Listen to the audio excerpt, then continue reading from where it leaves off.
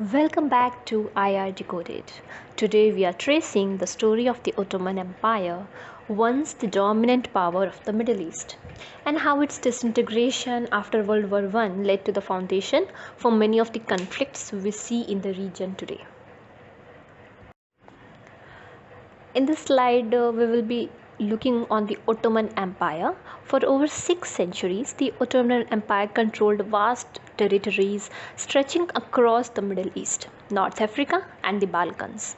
It was a multi-ethnic and multi-religious empire, and it stood as the last great Islamic caliphate. But like every empire in history, it eventually began to weaken. The weakening of the empire started by the 19th century. The empire was called the sick man of Europe in this century.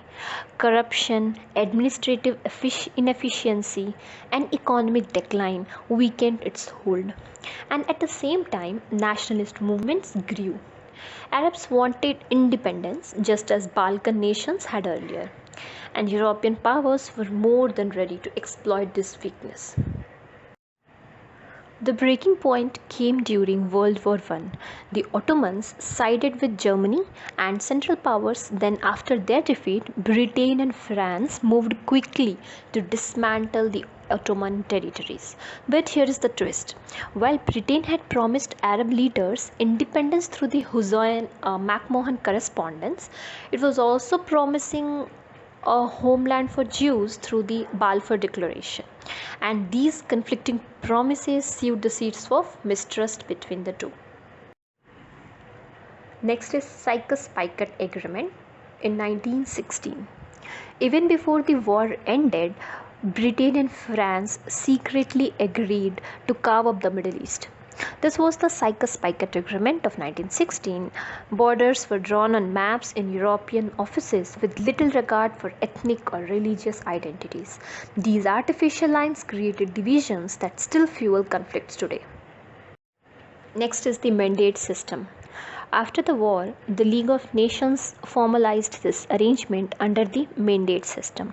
Britain got Iraq, Palestine, and Transjordan. France got Syria and Lebanon. And instead of independence, Arabs saw themselves under new forms of colonial control, sparking resentment that would later explode into uprisings and nationalist movements. This rise of Arab nationalism. This sense of betrayal gave birth to Arab nationalism among the Arabs. Leaders and intellectuals began pushing for Arab unity and freedom from European control.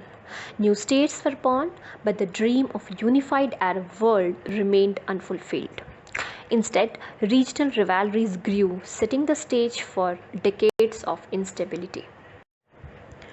And this disintegration of the Ottoman Empire left behind artificial borders, unresolved promises, and foreign interference.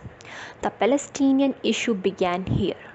Superpowers gained influence in the region, and the legacy of Sykes-Picot continues to reshape the Middle Eastern politics today. So, the fall of the Ottoman Empire was not just the end of a dynasty.